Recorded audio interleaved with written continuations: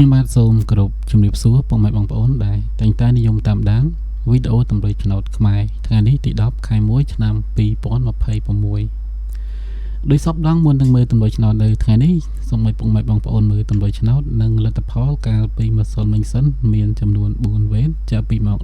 10:35 នាទីដល់ម៉ោង 6:00 នាទីចឹងវេនទី1ប៉ុស្តិ៍ទី3ឲ្យ93អូខ្ទង់9បាទចេញ93អូខ្ទង់ចូលប៉ុស្តិ៍លេខត្រេងក៏ចូលប៉ុស្តិ៍ដែរឲ្យ93ចេញ97ប៉ុស្តិ៍ទី2សម្រាប់លេខធំវិញឲ្យ567ចេញ576វេនទី2ប៉ុស្តិ៍ទី1ឲ្យ59អូខ្ទង់50ចេញ51និង55អូខ្ទង់ចូលប៉ុស្តិ៍លេខធំវិញឲ្យ059ចេញ059សម្រាប់វេនពេលល្ងាចវេនទី3ប៉ុស្តិ៍ទី2ឲ្យ42អូខ្ទង់40បាទចេញខ្ទង់30ហើយនឹងខ្ទង់0ខ្ទង់7ខ្ទង់8ខ្ទង់40មានទេលេខធំវិញឲ្យ198ចេញអត់មានក្បែរទេបាទវេនទី3នេះដាច់ស្អាតទាំងខ្ទង់អូសហើយនឹងលេខធំសម្រាប់វេនទី4ប៉ុស្តិ៍ទី4ឲ្យ48អូខ្ទង់40ចេញ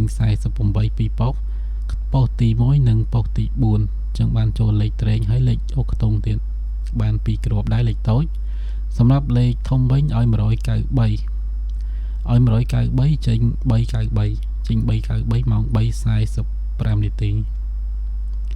បាទចឹងលទ្ធផលកាលពីម្សិលមិញគឺមានតែប៉ុណ្្នឹងទេអូឲ្យ193ចេញ198ម៉ោង1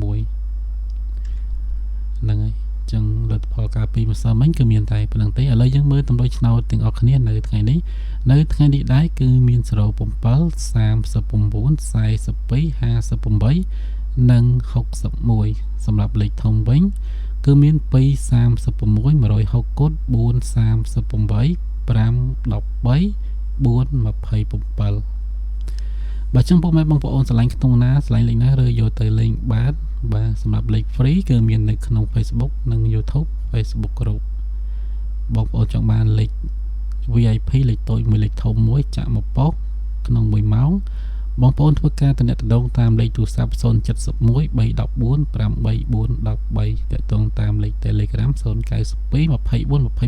32ឬមួយក៏ call មក071មកបាទចាខ្ញុំឆាតតាម Telegram ទៅវិញក៏បានដែរចឹងថ្ងៃនេះមានតែប៉ុណ្្នឹងទេរាប់ពីសម្ដីនិយាយខុសឆ្គងត្រង់ណាសូមមេត្តាជាស្រ័យជួបគ្នាម្ដងទៀតនៅថ្ងៃស្អែកពេលវេលានិងម៉ោងដដែលសូមអរគុណ